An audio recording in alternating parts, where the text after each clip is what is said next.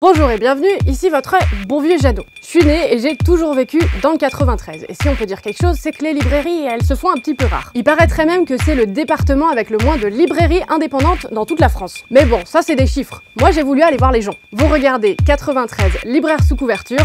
C'est parti, suivez le guide.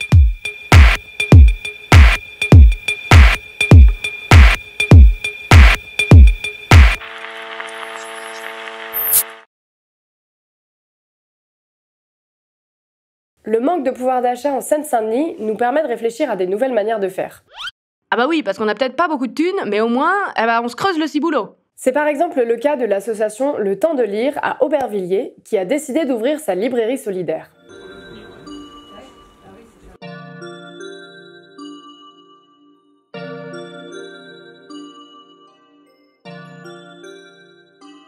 On a monté ce projet en se disant on récupère des bouquins, on n'achète rien pour le moment, on récupère des bouquins et on s'est dit on va mettre 3-4 étagères et on va faire vivre le lieu. Et ce lieu est partagé aussi avec la MAP parce que l'idée c'était de créer du lien social. Et on s'est trouvé qu'avec la MAP, chercher un local, enfin on se connaît bien parce qu'on travaille ensemble depuis longtemps. AMAP, en fait, ça veut dire Association pour le maintien d'une agriculture paysanne. C'est un lieu d'éducation populaire, sociale et solidaire. Pour nous, l'éducation populaire, c'est de transmettre des savoirs. C'est aussi d'attirer des gens qui n'auraient pas les moyens à travers des expositions comme ça, de connaître des peintres, de discuter avec des peintres, rencontrer des journalistes, rencontrer des gens qui dédicacent des livres.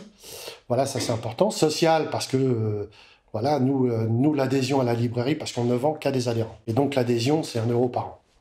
Voilà, donc c'est symbolique, mais c'est parce qu'on a préféré. Et solidaire, parce que les gens, d'abord, on nous donne les livres, on nous donne les jouets, tous les livres qui sont derrière et tout. Et en même temps, c'est un endroit de vie, parce que par exemple, quand la MAP vient chercher les paniers, ils viennent avec les petits-enfants, ils jouent à côté, ils jouent derrière, ils sont tranquilles, on peut discuter, on crée du lien social. Et pour nous, c'était le plus important. C'était pas, si c'était juste vendre des livres, même si on a une difficulté pour payer, mais il n'y a aucun intérêt, entre guillemets. Il n'y avait pour nous aucun intérêt que de vendre des livres. Cette librairie, elle est quand même vachement chouette, mais ça va pas très fort en ce moment. Elle a lancé une campagne de fonds participatifs pour s'en sortir, alors je vous laisse regarder ça, ce sera dans la barre d'infos. Ce qu'on essaye de faire à travers ça, c'est la culture, sous toutes ses formes. Et c'est vrai, malheureusement, le livre, c'est pas que c'est cher, mais c'est cher. Tout le monde ne peut pas acheter, et c'est vrai que pouvoir acheter des romans, comme je dis toujours, pour découvrir la lecture, ou même pour aller à la plage et tout, acheter un roman à 1 €, voilà. Il y a des jeunes qui viennent, on sent bien que c'est des gens qui connaissent la lecture, mais puis en plus, la lecture est en perte de vitesse, la lecture, le livre.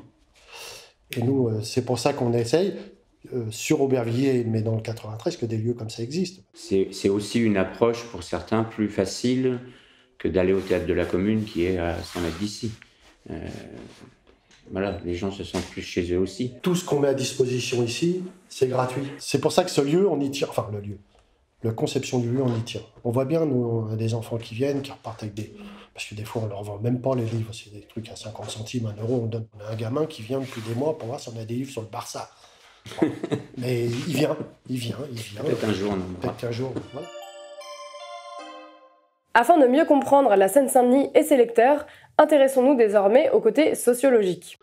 Non, partez pas. Là, comme ça vous met pas en confiance, mais en vrai, ça va être intéressant. Et puis surtout, ça va nous aider à comprendre pas mal de choses. Il existe une importante différenciation sociale face à l'accès aux livres. Par exemple, si l'on vit en plein Paris, on ne va pas avoir le même accès aux livres que si l'on vit en pleine campagne. Il semble également que l'on ne se procure pas les livres au même endroit selon sa classe sociale. La librairie et les grandes surfaces spécialisées dans la vente du livre vont plutôt accueillir des classes favorisées. Clara et Audrey, libraires à Bondy, vont d'ailleurs nous en dire un petit peu plus sur leur clientèle. On voit de toutes les catégories socio-professionnelles, oui. De toutes les cultures différentes, oui. Après, ce qui se passe, c'est que je pense pas qu'on soit dans les proportions, effectivement. On a quand même des gens aisés et puis qui se sentent bien dans la librairie. Il y a encore des gens qui sont furtifs, quoi, qui osent pas. Enfin, je pense ça par exemple à une dame, c'est sa fille qui vient s'acheter les mangas. La dame, pour la faire rentrer dans la librairie, c'est toujours compliqué. Une fois, il faisait très chaud dehors, je dis mais rentrez, c'est climatisé dedans.